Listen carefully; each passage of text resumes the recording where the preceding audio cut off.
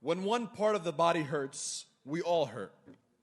How does the situation in Pakistan with Imran Khan have an impact on our ummah and in Palestine in particular? I think that one of the greatest tragedies, in my opinion, that colonization inflicted on us was not just the physical aspect, but the mental aspect. What colonization did was it disconnected us as a body. It tore our limbs from each other, and our memories became disconnected from each other. When I read Ibn Kathir or Ibn Khaldun or Ibn Taymiyyah and their scripts, they talk about the politics of the ummah from Morocco all the way to Jakarta and beyond. For them, it's just normal. We are one ummah. It makes sense that someone from Tunisia knows about the affairs of Pakistan. It makes sense that the Pakistani talks about Saudi. It makes sense that the Saudi talks about Malaysia. One ummah, one brotherhood where we all influence each other. When it comes to Imran Khan, let me be brutally honest. Imran Khan burst onto the scene. And when he gave his speech in the United Nations, he was a wonderfully eloquent advocate for the Muslim causes. In Azerbaijan, secular Azerbaijan, when they liberated Nagorno-Karabakh, Imran Khan's influence was so effective in going beyond the ethnic and nationalist lines that Azerbaijan, in their celebrations, they lifted 3 flags. Turkey, which gave them the drones, Azeri flag and Pakistani flag.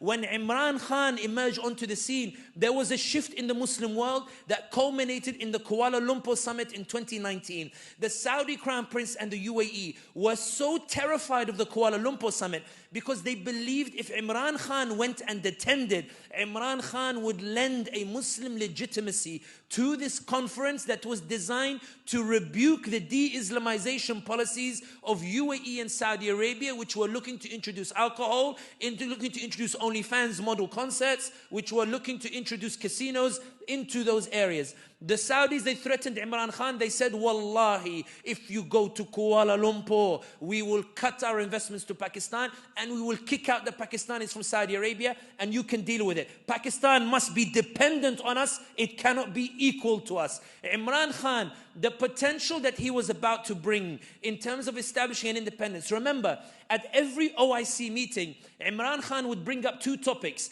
Kashmir and Palestine. The reason that troubled Saudi and UAE so much, there are many people who think Imran Khan was just words. If he was just words, Saudi UAE would not have celebrated his toppling, nor would the US representative have said to the establishment in Pakistan, get rid of him and all will be forgiven.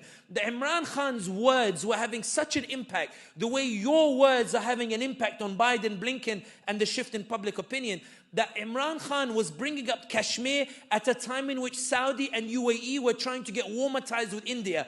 Remember, when Indian Prime Minister Modi's official insulted the Prophet Muhammad sallallahu alaihi wasallam and Sayyidina Aisha radiallahu anha, Modi panicked so much that he issued an unprecedented statement. He said, we respect all religions. His party had never made a statement like that in their entire history. They commissioned an article in Oman and other Arab capitals desperately trying to defend Modi and saying Modi had kicked out the official. Modi was worried that there would be a boycott and that the Muslim nations would punish India. Guess which country bailed Modi out and invited him to their capital to tell him, don't worry, this issue doesn't matter to us, ignore the Muslim anger. It was the United Arab Emirates, where bin Zayed received Modi and told him, Ta'ala, come, and they hugged him and they built a temple in UAE last week to show we're moving beyond Islam and Muslim causes, where now we want warmer ties, we don't really care about these issues. Imran Khan was making them sign on papers telling them that they respect Kashmir's right to independence at a time in which they didn't want to upset India. So they were getting annoyed.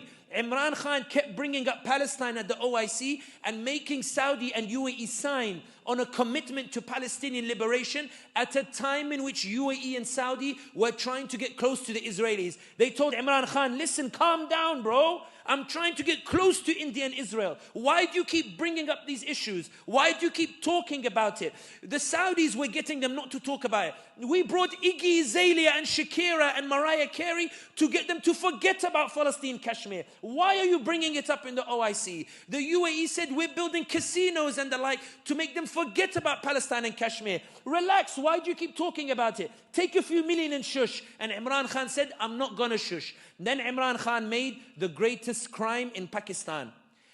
He tried to appoint a chief of staff of the army and appoint an intelligence chief, which is the democratic right of any elected leader, but in Pakistan apparently it's haram. It's la yajuz. So they panicked and they kicked him out of power. When they kicked him out of power, you who believe yourselves to be ordinary, do you know why they couldn't arrest him? Because thousands of Pakistanis took to the streets. They tried to arrest him in Zaman Park, they couldn't do it.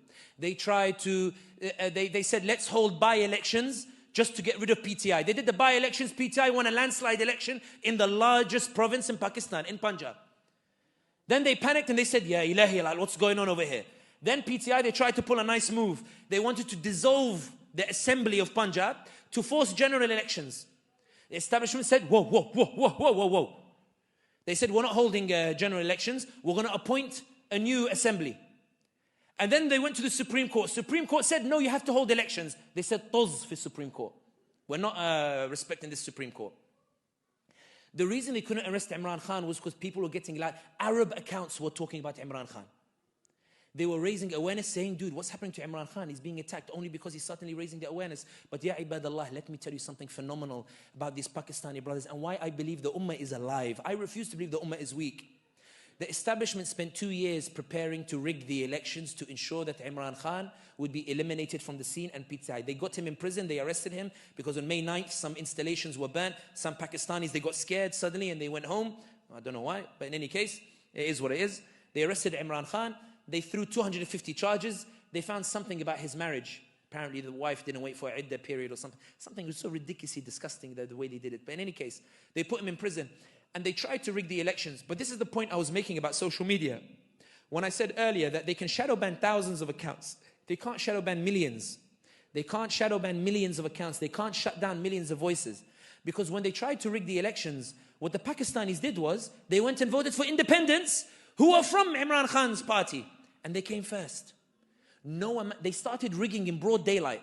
I went to bed and there was somebody leading with like 180,000 votes. I woke up the next morning, they reduced it to 90,000 votes. It was rigging in broad daylight. But they were so clumsy at rigging that even international media came out and said it's clearly a rigged election.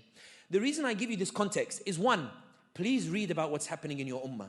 Please learn about what's happening in your ummah. Please start to take an interest in the communities in your ummah. Please learn to talk about your ummah the way you talk about American football or basketball or the like. Please learn about your ummah and learn about it. But also, in my opinion, if Imran Khan was in power, I think there'd be a much louder voice for Palestine. I think if Imran Khan was in power, there would be a greater shift in the Muslim world that Erdogan would be encouraged to pursue as well. So would Malaysia and the like. I think that Imran Khan in those 3 years showed what the potential huge change can happen in the Muslim world. That's why I believe he was toppled. But more than anything else, it's not just about Imran Khan. What we're seeing in Pakistan is a revolution by the people to push back against an establishment, to say to them absolutely clear, Pakistan was not supposed to serve an establishment, it was supposed to serve the Pakistani people. And for those who say, Sami, but all this is just Pakistan, what does it have to do with me? Ibadallah, I'm proof of it. I'm an Arab. The reason I know so much of what's happening in Pakistan, including the fact they kidnapped a guy called Usman Dar for 20 days. And then he pops up after 20 days on TV and says, Imran Khan told me to go burn military installations. So like clumsy the way they did it. Why does an Arab know this? Because Imran Khan's message resonated. Why does an Arab know this? Because Imran Khan made Pakistan relevant to us. Imran Khan showed us a vision where Pakistan is a key part of the Ummah. And I, as a Muslim who resonates with the Ummah, I said, you know what actually, Sumaya, do you think it's worth going to Hanza Valley? Why don't we go visit Islamabad and Karachi? Why don't we go put our money in Pakistan? Imran Khan sounds like he's got some good ideas like to bring the Muslims together. Let's go and support him. We won't go to, Switzerland or the like. Let's go and see what Pakistan is like. He was shifting the way that we thought about Pakistan, shifting the way that we thought about the Ummah. And that's why, ya ibadallah, let no one ever tell you that words don't matter. Let no one ever tell you that symbolism doesn't matter. Let no one ever tell you that words doesn't matter, because it does, because it affects change and it causes a shift that results in a series of consequences that results in new opportunities. Pakistan now is in a battle. They are desperately trying to make sure that Imran Khan doesn't form a government. They tried to get the two parties who were the beneficiaries of the rigging to form an alliance. There are people who won because of rigging, who have resigned their positions openly saying, I won because of rigging, I don't want to take my position like that. Pakistan is in chaos. If you want to do something for Pakistan, go and tweet about it. Go and talk about it. Go and raise awareness about it. Go and lend your voice to them. For wallahi, your voice is what upsets the establishment, because they've been humiliated so much so that the US, which was happy to see Imran Khan topple, has issued a statement saying that it's expressing concern about what's happening in Pakistan. They're not actually concerned. They are rather trying to leave a way open in case Imran Khan comes back to power. There's a chance that he might. But the Ummah needs to rally. The same way that you saw you can make a difference on Gaza, you can make a difference on any issue related to the Ummah. Learn about Sudan. Learn about Pakistan.